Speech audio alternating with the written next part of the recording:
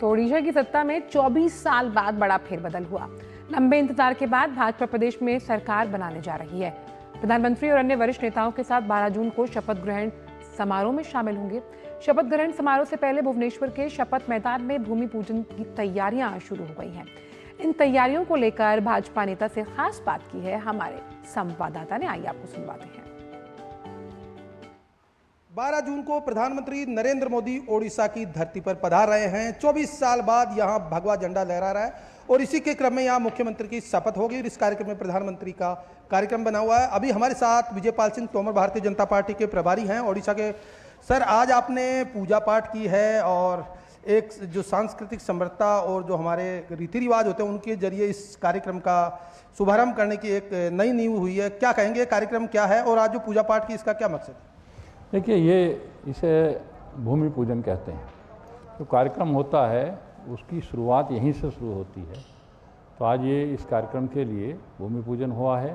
यहाँ ये पंडाल बन रहे हैं, बड़ी संख्या में भव्य कार्यक्रम होने जा रहा है।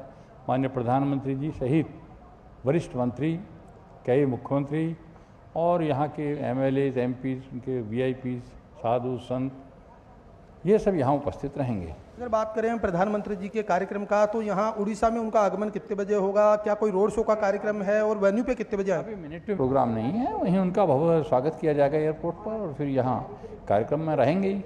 24 साल बाद के सत्ता आ रही है तो निश्चित तौर पर आज़ादी के बाद पहली बार एब्सोल्यूट मेजॉरिटी की बीजेपी की सरकार बनेगी। पहले हमारी सरकार नहीं थी, ये पहले तो मिलीजुली सरकार में हम शामिल थे। तो सर, जिम्मेदारी बड़ी है, तो अगर आपके मुंह से जानना चाहें 100 दिन का रोड मैप तो किस तरह का होगा?